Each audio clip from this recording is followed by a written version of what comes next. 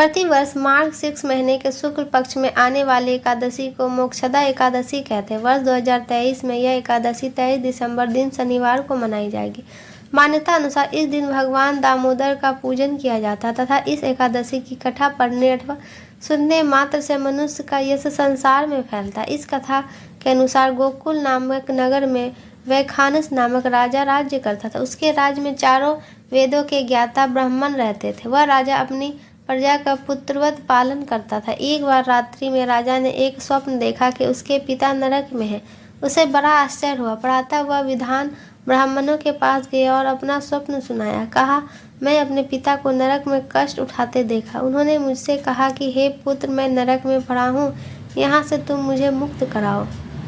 चित्त में बड़ी अशांति हो रही। मुझे इस राज, धन, पुत्र, स्त्री, हाथी, घोड़े आदि में कुछ भी सुख प्रतीत नहीं होता। क्या करूं? राजा ने कहा, हे ब्राह्मण देवता, इस दुख के कारण मेरा सारा शरीर जल रहा है।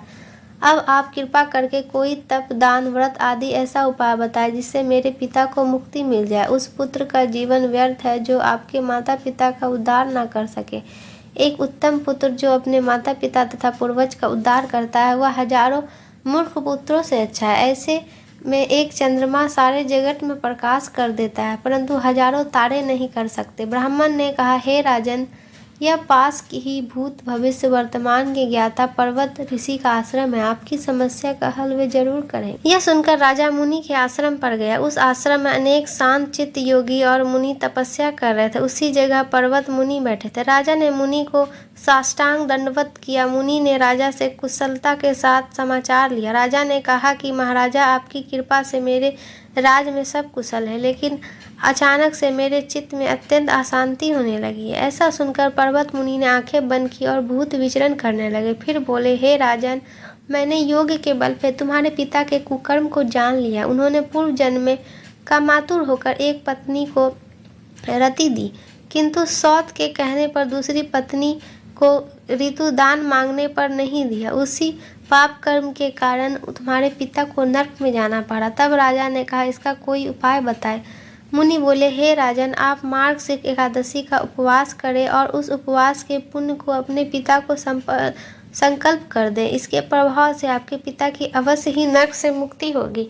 मुनि के ये वचन सुनकर राजा महल में आया और मुनि के कहे अनुसार परिवार सहित मोक्षदा एकादशी का व्रत किया। इसके उपवास का पुण्य उसके पिता को अर्पण कर दिया। इसके प्रभाव से उसके पिता को मुक्ति मिल गई और स्वर्ग में जाते हुए वे पुत्र से कहने लगे, हे पुत्र, तेरा कल्याण हो। यह कहकर स्वर्ग चले गए। अतः मार्गशीर्ष मास के शुक्ल पक्ष की मोक्षदा एकादशी को जो व्रत करते हैं उसके समस्त पाप नष्ट हो जाते हैं। यह व्रत चिंतामणि के समान सब कामनाओं को पूर्ण करने वाला तथा मोक्ष देने वाला माना गया। इस कथा को पढ़ने या सुनने से वाजपेय यज्ञ का फल मिलता है। इस व्रत को बढ़कर मोक्ष देने वाला और कोई व्रत नहीं। दोस्तों, अगर आपको हमारी वीडियो थोड़ी सी भी पसंद है तो प्लीज़ वीडियो को लाइक एंड चैनल को सब्सक्राइब करें। और हाँ, हमारी वीडियो आपको कैसी लगी कमेंट बॉक्स में अवश्य बताएं।